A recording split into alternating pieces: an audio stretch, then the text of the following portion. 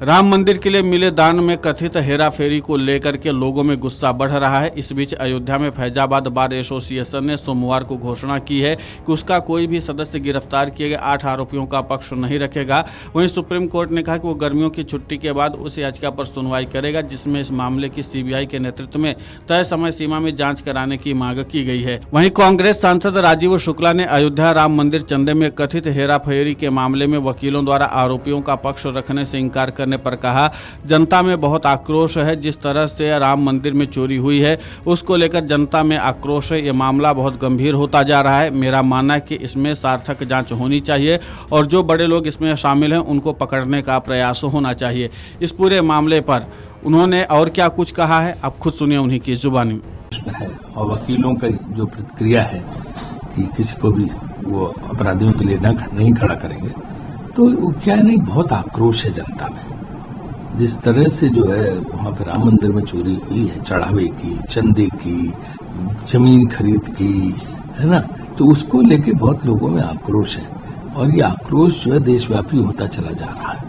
विदेशों तक से फोन आ रहे हैं, जो लोग हैं बाहर रहते हैं भारतीय, वो सब भी बहुत चिंतित और आक्रोशित हैं इससे।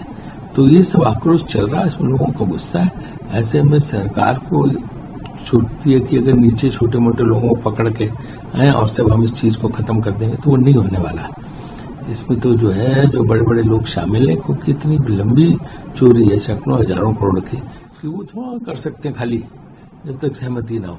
तो इसको लेके जो है बहुत दिनों दिन बढ़ता चला जा रहा है ये मामला और बहुत गंभीर मामला होता जा रहा है। तो मेरा अपना इसमें मानना है कि जो है कोई जो है ऐसी सार्थक जांच होनी चाहिए और ऐसे लोग पकड़े जाने चाहिए जो बड़े लोग इसमें शामिल हैं, उन सबको पकड़ने का प्रयास होना चाहिए, क्योंकि इससे आस्था पर बहुत बड़ी चोट पहुंची है और लोग जो है बहुत इससे व्यथित हैं। तो इसलिए जो है इस पर होना चाहिए। बल्कि मैंने तो सुप्रीम कोर्ट मॉनिटर्ड कमेटी की जांच की मांग की थी। अब सुप्रीम कोर्ट 12 जुलाई के बाद सुना इस मसले को सुनेगी, क्योंकि अभी तो वैकेशन बेंच होती है। वैकेशन बेंच इस तरह की चीजों को चाहे शायद न सुने, तो वो रेगुलर कोर्ट जब लगेगी तब हो सकता है इस पर सुनवाई हो। तो सुप्रीम कोर्ट मॉनिटर्ड अगर जांच हो और बड़ी सख्ती से जो है ये पता लगाया जाए कि कौन कौन लोग शामिल हैं, तभी लोगों का विश्वास कायम होगा, वरना नहीं कायम होगा। सर, विपक्ष ने और एसआईटी पर भी सवाल उठाए कि एसआईटी जो है सिर्फ दिखावे के लिए उन्होंने बनाई हुई है। हाँ, एसआईटी लोगों का एसआईटी पर विश्वास नहीं, क्योंकि एसआईटी जो है वो तो सिर्फ जो है वहाँ की बनी है यूपी गवर्नमेंट की, और वो अपना पुलिस वाले जिस ढंग से होता है उस ढंग से जांच कर रहे हैं। लोगों का मानना है कि इतने बड़े बड़े लोग इसमें शामिल हैं कि एसआईटी के बस में नहीं है उन तक पहुंच पाना। ये एक संदेह और शक लोगों के मन में है, उस शक और संदेह का निवारण होना चाहिए। वहीं कांग्रेस नेता राजेंद्र पाल गौतम ने कहा, मेरा मानना है कि इससे सिर्फ एक ही बात साफ होती है कि सिर्फ वकील ही नहीं बल्कि पूरा देश नाराज है और उसने भाजपा का असली चेहरा पहचान लिया है। वे सिर्फ चंदा ही नहीं चुराते, वे लोगों का भरोसा भी चुराते हैं, दूसरी पार्टियों के विधायक और सांसद को तोड़ते हैं और यहाँ तक कि पूरी राजनीतिक पार्टियों पर कब्जा कर लेते हैं। वे देश के संविधान और लोकतंत्र के लिए खतरा बन गए हैं। देश भर में हर जाति धर्म के लोग उनसे जवाब मांगेंगे, अब इससे बचा नहीं जा सकता। इस पूरे मामले पर भाजपा पर निशाना साधते हुए कांग्रेस नेता राजेंद्र पाल गौतम ने और क्या कुछ कहा है, आप खुद सुनिए उन्हीं की जुबानी। मैं समझता हूँ कि इसका एक ही मतलब है, केवल वकील वर्ग नहीं, पूरे देश के लोग बेहद गुस्से में हैं और पूरे देश के लोग बीजेपी की सच्चाई जान चुके हैं। ये लोग केवल चंदा नहीं चुराते, ये लोग की आस्था भी चुराते हैं।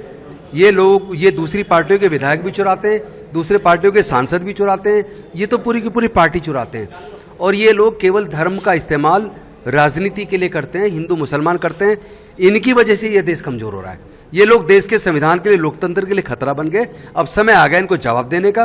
देश के तमाम लोग, सभी जाति धर्म के लोग अब इनको जवाब देंगे। अब ये बचने वाले नहीं है।